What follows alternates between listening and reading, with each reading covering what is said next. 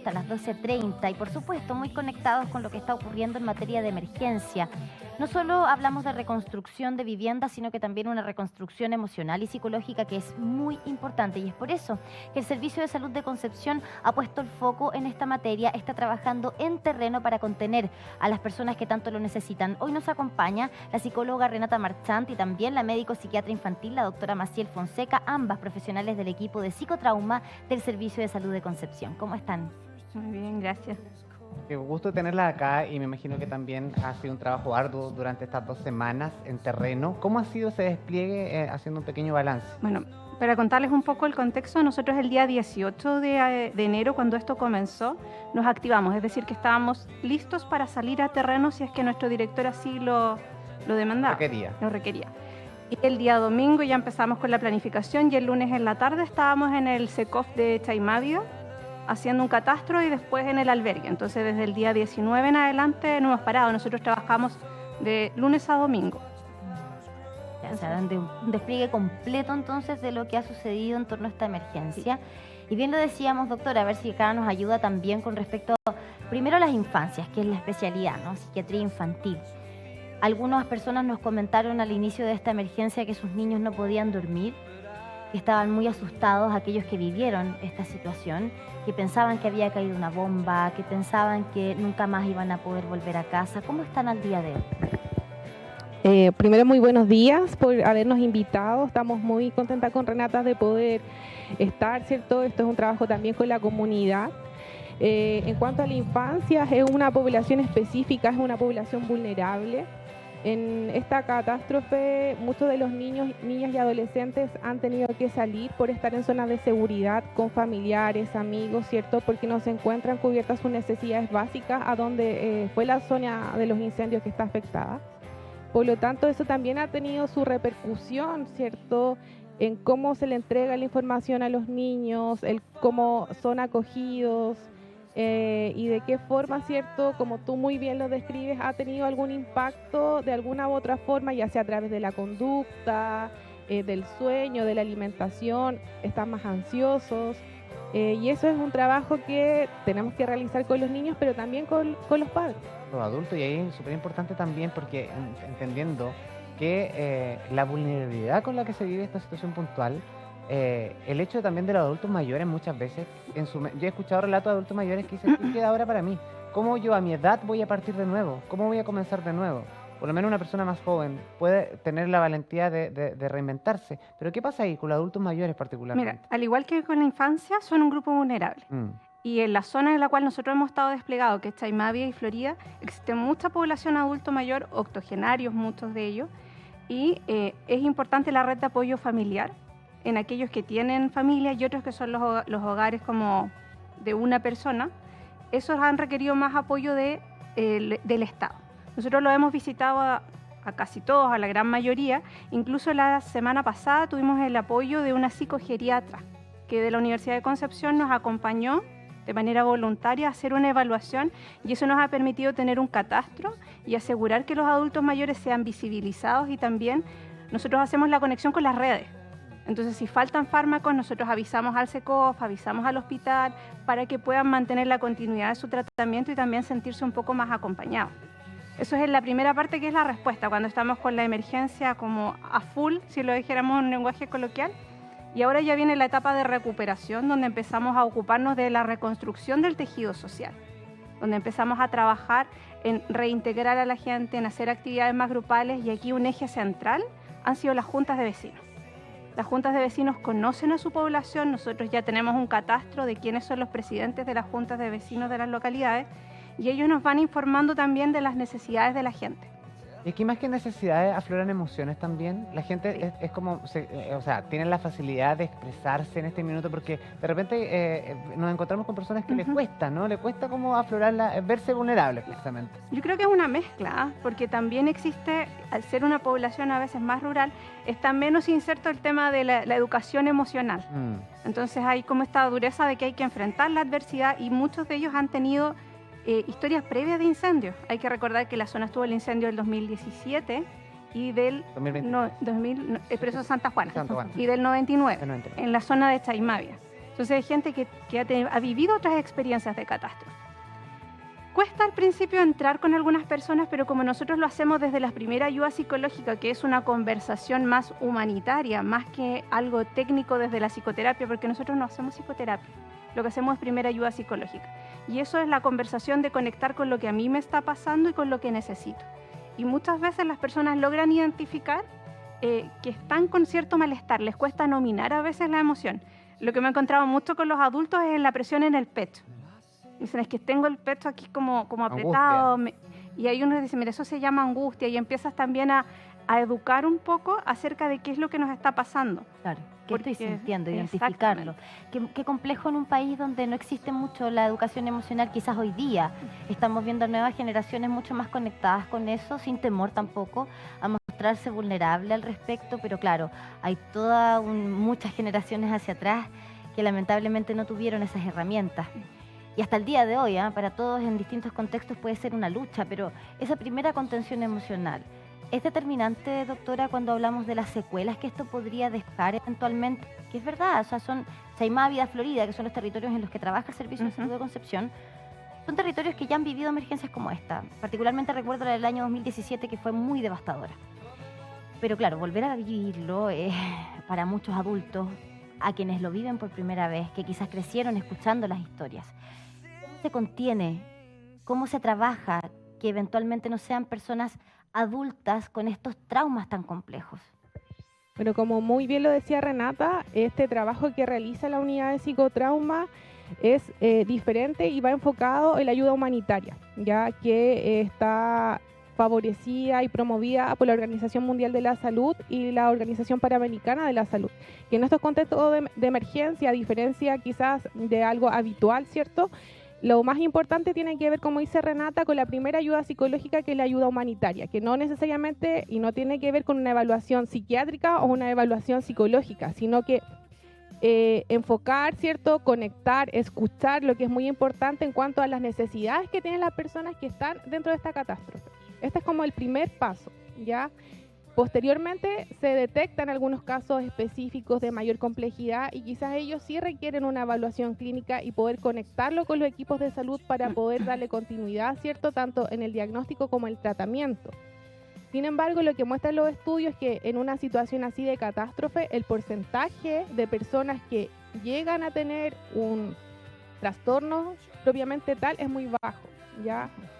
Quizás la evolución es que están con mucha sintomatología en un inicio, lo que comenta Renata, angustiados, ¿cierto?, con ansiedad, trastornos del sueño, pero eso a medida que su entorno va siendo reconstruido, que la comunidad va siendo reconstruida y, como dice muy bien Renata, las redes de apoyo están presentes, la sintomatología comienza a disminuir. Y ese es un gran punto, doctora, porque nosotros recién estábamos con Luis ahí en terreno, en una población de Penco, y nos decían los vecinos, o más bien a Luis le comentaban, necesitamos reconstruirnos ya. Necesitamos dejar de ver esta devastación, nuestros terrenos sin absolutamente nada. Eso es lo que más están requiriendo. Y acá sabemos que entonces sería un factor protector ya poder comenzar a levantar de nuevo sus viviendas. Esa emergencia hoy día es la que necesitamos cubrir, ¿verdad?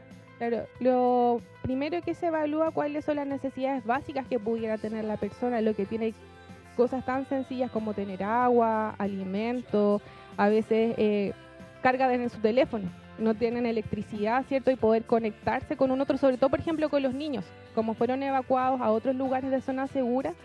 La primera etapa es ver cuáles son sus necesidades básicas de poder cubrir. Y lo otro que hemos visto nosotros en Chaimavida y en Florida tiene que ver con el trabajo de comunidad que ellos mismos están haciendo, preocupados de sus vecinos, qué es lo que necesitan. Y eso de alguna forma también va ayudando en este proceso que están viviendo y en la reconstrucción de forma posterior. Es súper importante, me quedé pensando en eso del estar, del escuchar, porque claro, muchas veces las personas con el impacto de todo lo vivido, finalmente no hubo tiempo para hacer una catarsis. Incluso lo preguntábamos la semana pasada en algunos llamados de vecinos, que le preguntábamos si habían tenido la posibilidad de conversar con la familia. Y alguien nos decía, no, yo ni siquiera he hablado con mi hijo porque mi hijo está en la casa de mi suegra, no hemos tenido tiempo, hemos estado aquí preocupados de limpiar, de ordenar, y eso es súper importante, el estar, el saber escuchar, y por eso es muy valioso lo que ustedes realizan como primera instancia, ¿no? Y de ahí les quería preguntar, ¿qué pasa también con los niños, en ese sentido, cuando ven a los papás, porque uno ve al papá como súper fuerte, siempre. Y cuando ve al papá vulnerable, ¿qué pasa ahí también? ¿Cómo se le explica eso a un niño? Ya, lo hemos visto con Renata frecuentemente, yo creo que todos los días que hemos estado en el terreno, que muchas veces existe el estigma de que el adulto tiene que estar bien o no mostrarse vulnerable. No lloro, ¿cierto? Sin embargo, eso los niños de alguna forma lo perciben, lo interiorizan y también interiorizan que quizás está mal llorar. ¿Ya? Entonces es súper importante el trabajo que hacemos de forma coordinada con los papás, de explicarles que lo normal es que tengan pena, que sientan rabia, porque sería extraño que no lo sintieran en la situación en la cual se encuentran. ¿Ya? Eso no significa que esos sentimientos vayan a durar o vayan a permanecer a lo largo del tiempo.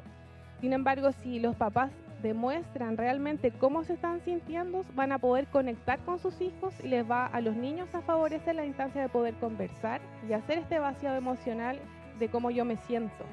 Que no está mal sentir pena, no está mal sentir rabia, sino que es lo que hacemos con esas emociones. Claro, y saber identificarlas, como bien mencionaba Renata. Y ahí, como psicóloga, por favor, ayúdanos a entender. ¿Cómo podríamos hacer estas aproximaciones con las poblaciones más vulnerables, tanto con adultos mayores como con los más pequeños? Porque, claro, los más pequeños entienden el mundo y entienden muy bien cuando algo está pasando, ¿ah? Uno a lo mejor no les dice o no llora frente a ellos, pero ellos saben que algo está pasando, que algo está mal. Y es todavía peor, me imagino, esa angustia de sé que algo está pasando, pero no sé qué. Y para los adultos mayores también sabemos que hay una realidad muy lamentable en nuestro país, que es la profunda soledad que muchos de ellos sienten. Y que quizás en este contexto de emergencia se acrecenta todavía más. ¿A quién le pido ayuda? Me siento solo, me siento sola. ¿Cómo nos podemos acercar a estas conversaciones sin que sea un está todo mal, mira, quedó aquí la devastación? No, pero conversarlo de manera, ¿cierto?, franca, sincera, pero también con una contención emocional adecuada. Yo creo que uno tiene que ser muy cuidadoso siempre del lenguaje. Uno puede hablar temas muy complejos, muy difíciles, pero con un lenguaje que tiene que ser simple y comprensible para quien tengo al frente. No caer en los tecnicismos, sino que tratar de entender qué es lo que le está pasando. Como les hablaba yo de la angustia, cuando me dicen tengo algo acá en el pecho, es explicarle eso es angustia y va a pasar, es una mezcla de pena con miedo y es comprensible en el contexto en el cual estamos. También explicar que esto es un proceso que a veces demora más, porque yo siempre uso la analogía cuando uno trabaja en catástrofes de que para reconstruirse uno mismo es igual que cuando empezamos con la reconstrucción afuera. Primero yo tengo que limpiar para poder construir. Entonces tengo que permitir que las emociones salgan. Tengo que validar que puedo estar triste, que me voy a enojar y también normalizar. Algo que se da muy frecuente es que ven a veces los niños, me decían los papás, como que se ven muy enojados con todo. Porque a diferencia de cuando ocurre alguna emergencia o catástrofe y hay una persona a quien indicar como culpable, cuando ocurre una catástrofe natural, por decirlo de alguna manera, aunque sea esto antrópico, hecho por el hombre, no tenemos un responsable. Y enojarme con el fuego es difícil. ¿Qué pasa ahí con la búsqueda? Claro, ese punto es súper interesante. ¿Qué pasa ahí con la culpa? Porque muchas veces las personas se sienten culpables o comienzan a cuestionarse de por qué me pasó esto. Eso es muy frecuente, es una de las cosas que más vemos. ¿O para qué me pasó esto? Claro, como ya pasando el tiempo. Yo creo que es muy importante en esto validar que uno puede sentir emociones como la culpa, pero uno no tiene la responsabilidad de lo que ocurrió porque es un evento que es externo a mí. Es como, a lo mejor me hubiera quedado salvando mi casa, pero es tan la magnitud que uno puede perder la vida. Entonces empezar a hacer un trabajo que es como bien fino después cuando queda la culpa. Al principio son sentimientos que están en la población en general, pero cuando uno detecta estos casos donde la culpa no cede, por decirlo de alguna manera, esos son para entrar a un proceso de psicoterapia y elaborarlo más a largo plazo. Pero son reacciones esperables, la rabia contra el mundo, contra la persona que probablemente generó esta tragedia. Entonces empezamos a buscar a quién responsabilizar, pero también tenemos que poder vivir esa rabia y validarla. Está como muy institucionalizado que las mujeres a veces como esta cosa como del rol de género, ¿no? Como que la mujer no se puede enojar y los hombres no pueden llorar. Y eso es muy frecuente en las poblaciones más tradicionales. ¿Cuánto daño nos ha hecho esta mirada de género, ¿no? Sí. Con los roles de géneros asignados, porque nos coartamos todos finalmente de sentir nuestras emociones libremente. Qué bueno que hoy día existan equipos como el que ha dispuesto el Servicio de Salud de Concepción también, para hacer esta educación en un contexto tan complejo. Ayudar a que las personas puedan canalizar lo que sienten. Y ahí les quiero preguntar a ambas, en realidad, ¿cómo se trabaja el miedo? Porque eso también es algo que me imagino está muy latente. Niños y niñas probablemente lo podrán manifestar abiertamente sin tanto resguardo, quizás poder decir que tienen miedo, que están asustados, que no quieren dormir, etcétera, pero con los adultos, porque aquí hay que volver a reconstruir poblaciones que fueron devastadas y que lamentablemente por la configuración de nuestro territorio, por la disposición también muchas veces de las autoridades, incluso la política pública. Hoy día tenemos una ley que está durmiendo en el Congreso, que es precisamente la ley de incendios forestales, que eso es harina de otro costal, no sé ustedes, pero es un tema, ¿no? ¿Qué hacemos con el miedo? Bueno, yo creo que el miedo es un sentimiento que sí se ha visto en la población que nosotros hemos estado presentes, tanto en la infancia, la adolescencia y también los adultos y las personas mayores. Y ese miedo es a diferentes factores. Puede ser el miedo ahora, por ejemplo, el frente de mal tiempo. Vecinas nos decían, tenemos miedo por el agua, que viene. Tengo miedo a que esto vuelva cuando estaban los focos aún activos, esto que vuelva nuevamente. Tengo miedo a que algo le pase a mis papás. Tengo miedo a que algo le pase a mis hijos. Entonces el miedo es algo que está latente y que es como multifactorial la razón por la cual se genera el miedo. O que vuelva a pasar, no olvidemos. 9 años después volvió a pasar en los mismos territorios. En el caso de Florida y Chaimavia, ¿no? ¿Ya? El miedo también es, como decía Randa, es una emoción que está dentro de la tristeza, la rabia, que a veces se mezcla. A veces los niños, que es la población con la cual yo trabajo, no muchas veces es fácil de poder identificar. Ya no es que los niños digan tan fácilmente tengo miedo a algo. ¿Ya? A veces lo expresan a través del juego, dibujos. Ya de hecho nos ha tocado dibujos que los papás estaban preocupados porque dibujaban fuego, incendio. Ya eso también es parte del proceso. Hay que favorecer que los niños lo puedan realizar porque es su forma de canalizar. Muchas veces no lo hacen a través de la palabra, sino que lo hacen a través del juego, del dibujo. Sí. O incluso de conductas como de retroceso a veces, Exactamente. ¿no? De volver a ser guaguita. Renata, bueno, para ir resumiendo, ¿cuántas atenciones llevan actualmente en el territorio y hasta cuándo van a estar o cuánto va a seguir este acompañamiento? Lo miramos anoche, así como este dato fresquito, 549 atenciones a personas directas. De las intervenciones que involucran coordinaciones, atención a respondedores y otras estrategias que vamos a comenzar ahora, son como 750. Wow. Entre Chaimavia y Florida. Nosotros es importante además que contamos con apoyo de algunos equipos que vinieron de otras zonas del país que trabajan en emergencia, que nos están ayudando para poder hacer una intervención más global. Entonces hemos tratado de abarcar la mayor cantidad de gente posible y pensamos que el despliegue debería ser por lo menos durante el mes de febrero. Ahora nosotros vamos cambiando la estrategia. Primero es más 1 a 1, más individual. Después ya empezamos con talleres más grupales, con actividades de primera ayuda psicológica grupal. Y empezamos a detectar otras necesidades que emergen cuando va calmando la emergencia, ¿ya? Cuando baja por lo menos este miedo de que haya nuevos focos. Por supuesto. Cuando Y aquí eso vamos baja, a estar como nuestra casa también para volver a recibir a la unidad de psicotrauma del Servicio de Salud de Concepción, porque nos importa mucho también lo que está pasando en esta materia. Gracias por haber venido hoy y éxito en lo que queda también de trabajo por delante, que sabemos es mucho. Que les vaya bien. Gracias por recibir. Y nosotros seguimos precisamente con nuestro equipo desplegados en toda la zona, porque ya comienza el proceso de reconstrucción. Es por eso que vamos a tomar contacto